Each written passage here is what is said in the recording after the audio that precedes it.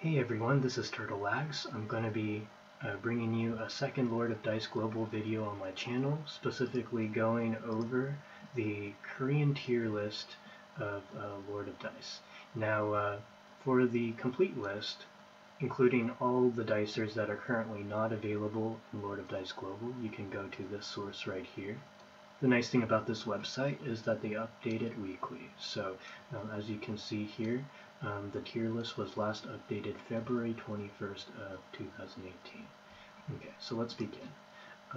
Actually, before I go over each dicer, I just want to clarify, I will only be talking about the natural fives. In my previous video, I did include some natural fours, but when I discussed some of my rankings on Reddit, a lot of people pointed out that it's a much better idea to keep them separate, so that's what I'll do. Now, in total, there are six classes, and I divided them in tiers as well. S tier is the best of the best, A tier is above average, B tier is below average, C tier is, unless you have to, you probably shouldn't play them.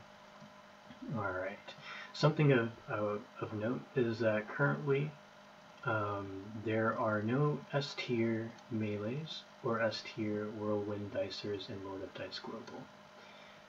Alright, so in terms of scoring these dicers, the Korean website divides the score into 4 categories, one for breakthrough potential, one for arena league potential, one for descent dungeon potential, one for raid potential.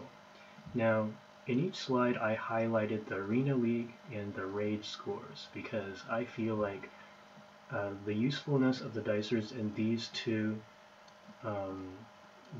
areas is much more significant than the ones for Descent Dungeon and Breakthrough. So in a sense, the overall score for each dicer, you kind of have to take it with a grain of salt because most of the time you're going to select dicers in your team that'll help you beat real-life opponents as well as work with allies to defeat the big bosses in the raids. Now, I'm actually going to go from best to worst, which I think most people watching this video would prefer. I'm going to start things off with Kitsune, who is considered rank 1 in the Korean tier list. Now, one thing I should clarify as well is that I'm only mentioning the dicers that are currently available in Lord of Dice Global as of February 25th. In the future, I will probably film another video including newer additions. Either that, or I'll probably just cover the new dicers as they come along. Alright, so Kitsune, she is a D4 double dicer who is a bomber. So that gives her great utility in raid bosses, as you can see here. She's SS in raid bosses. Just because of how, if you properly position a bomber with your back, in front of the boss, you're going to deal multiples of damage in a single attack. Now, her movement ability adds 20% to her damage. I'm not sure if it's her damage or your entire team. It's probably just her damage. And then Foxy Strike, which is her dice ability, destroy one of the enemy's dice that rolled a 6 or higher. So her dice ability is incredibly powerful because you basically destroy one of your opponent's best die roll, which is useful for both against online opponents as well as the raid boss themselves.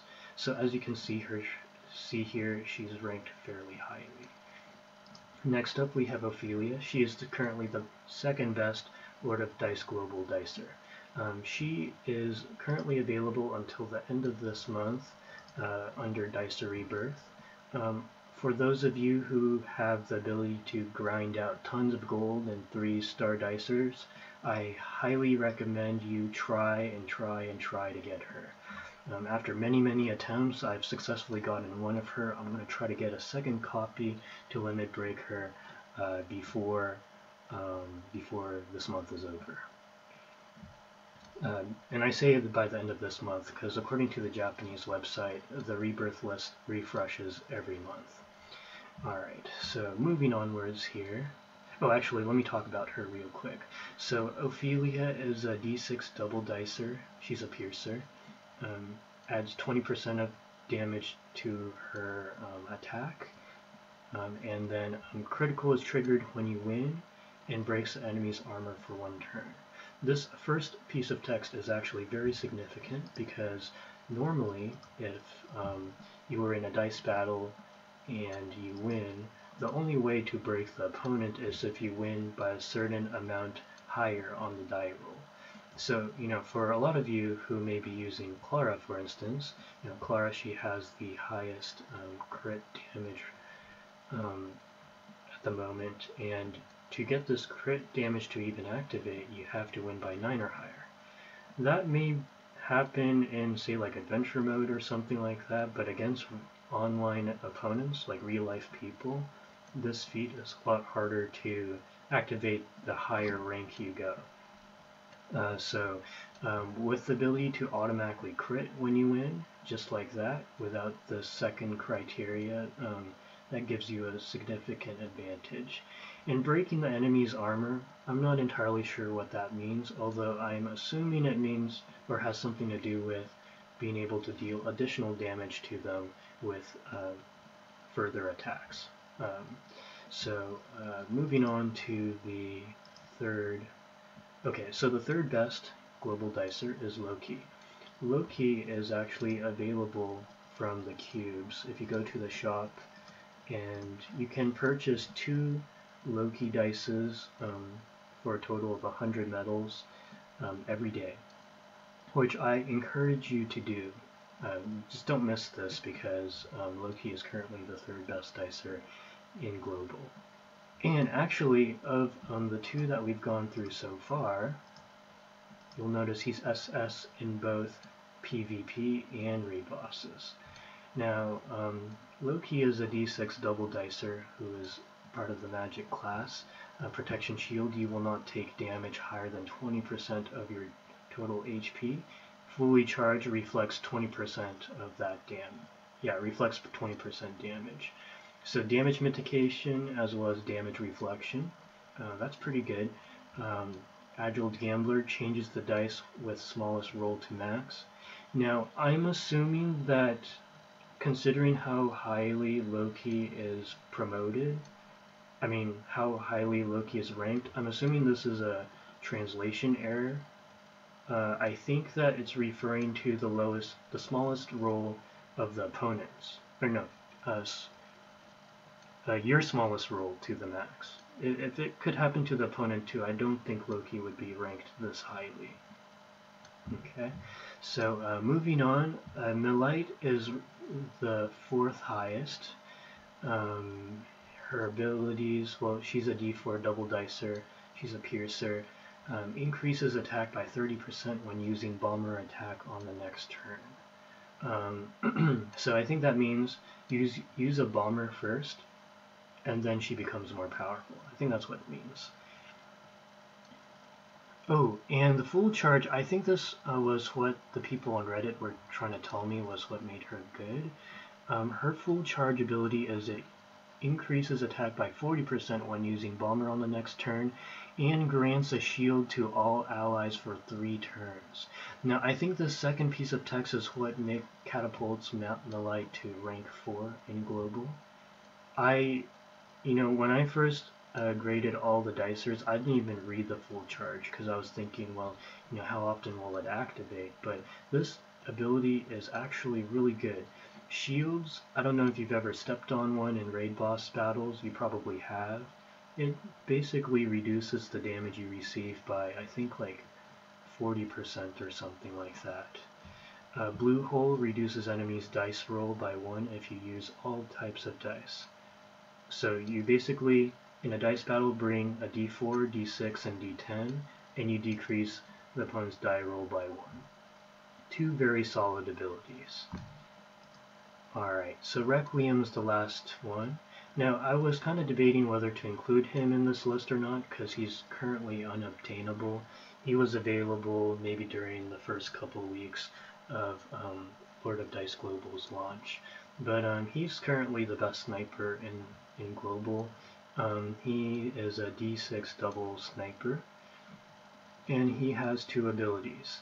The first ability increases both his damage as well as a Whirlwind and Piercer Dicer's attack. So he buffs himself and another Dicer you have.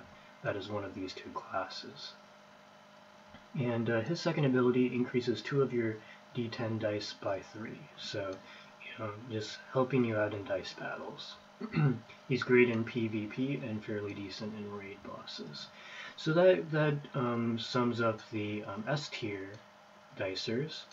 We're going to move on to the A tier dicers. So the highest in the A tier is Nidhogg, and I think for Nidhogg, his overall ranking was pretty low because of, I think this was like breakthrough or something like that, so it's a little misleading. He actually probably should be ranked higher.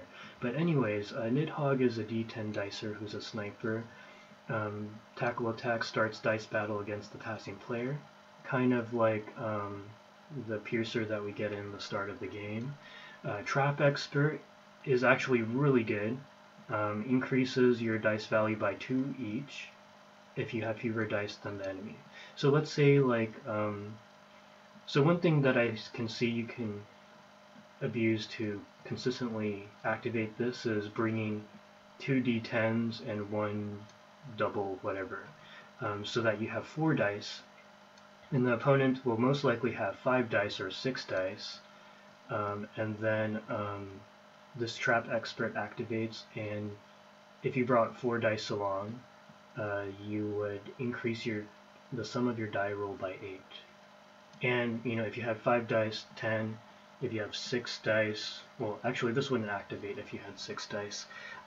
So yeah, additional damage, additional die roll value of 8 to 10. So pretty impactful in a dice match. Against raid bosses, he's not as good. I don't know why.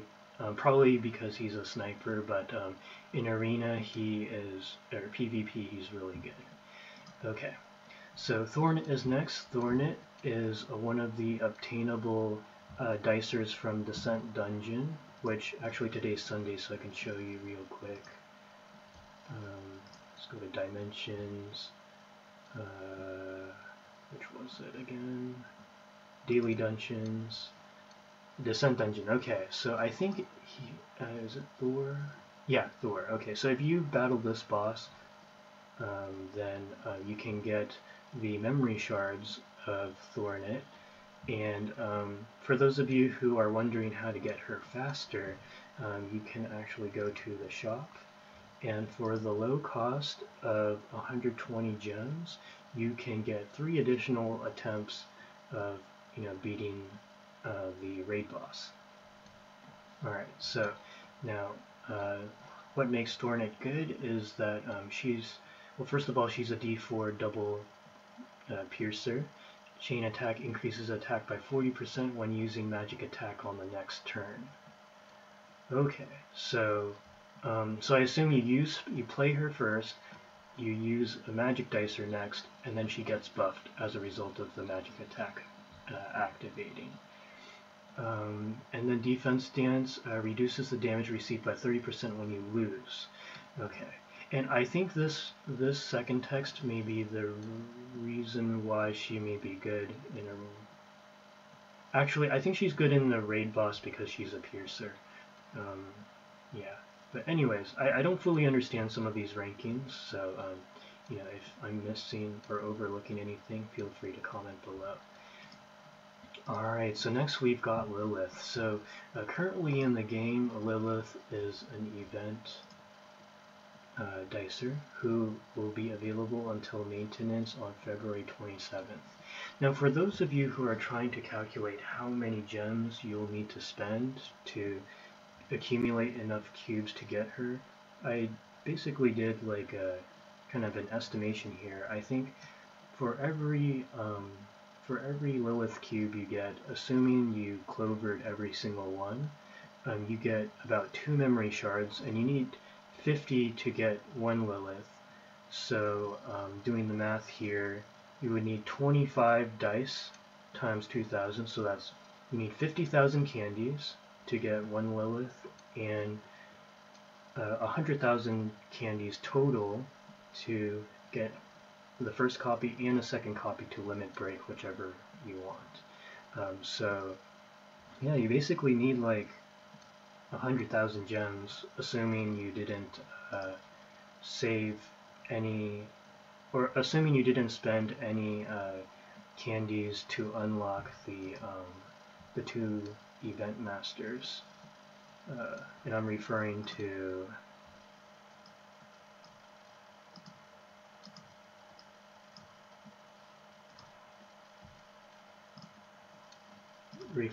like these. So there is a Arthur version, and there is a what's her name? I'm trying to remember. Armeria version. Yeah. I've had some guildmates ask me, you know, whether you should spend the candies or feathers or whatever the item is first on unlocking the avatar, or going for the dicer. I would say go for the avatar, just because the dicers are more replaceable, but avatars, they're more limited, I would say. Anyways, let me just switch back.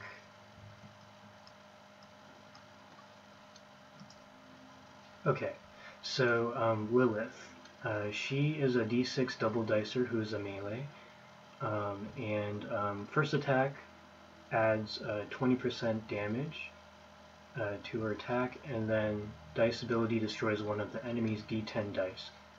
Basically put the enemy's d10 dicer out of the dice battle. Yeah, and I think she is currently the best melee, and if I'm not mistaken, she's the only melee in the A tier. Alright, moving onwards. Sickle. So Sickle, I personally have her. She's really good, even though I haven't even limit broken her yet. She is a d10 single dicer bomber. Subjugating strike increases one dicer's attack by 40% if you are debuffed. And fully charged, you can add another random dicer to that ability. Show me the dice adds 1 dice over your single dice. So most likely you're going to have d10 singles. So she can actually do her ability on herself. So she becomes essentially a d10 double dicer.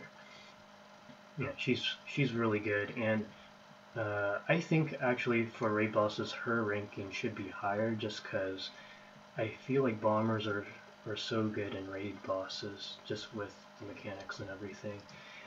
Okay, next we have Diana. She was actually one of the new dicers added to the gacha, the summon, this area right here, premium summons. Oh, 1 second, let me plug my laptop.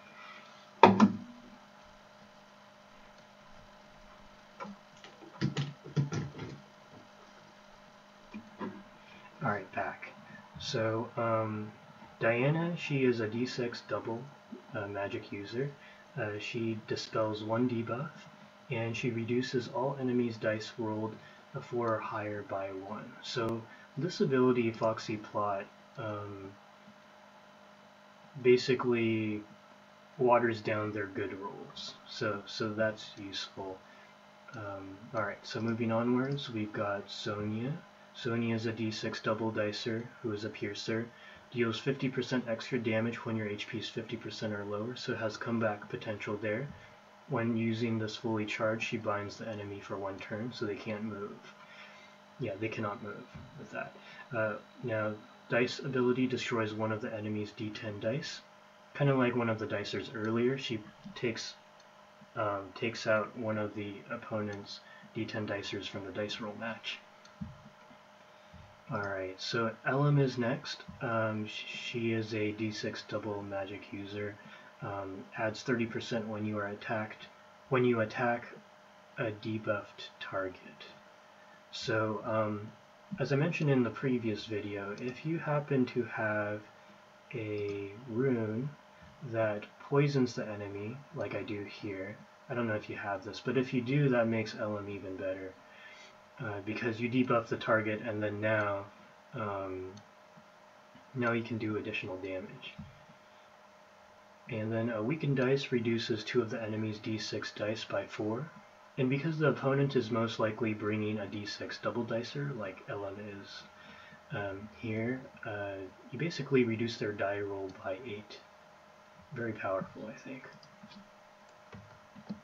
Alright, we're coming to the end here. Yomna is next. I think I underestimated him first time I ranked him. He is a d6 double sniper. Adds 35% damage if your opponent has higher HP than you. So comeback potential right there. When fully charged, you can actually not only increase your damage dealt, so increases the damage by 50% when fully charged, and reduces the opponent's total HP by 10%. So basically, piling on the damage when you're coming from behind. Now, Death List destroys the enemy's dice with the highest roll if it's a total roll of 25 or higher. I underestimated this. I was like, when is the opponent going to roll that high? But then I thought, wait a second, if they do roll 25 or higher, destroying their best dice, they probably got rolled an 8 on like a d10 or something. So, that's actually really good. Alright, so finally we've got Laura. Laura is the only Whirlwind dicer in the A tier. And keep in mind there's none in the S tier.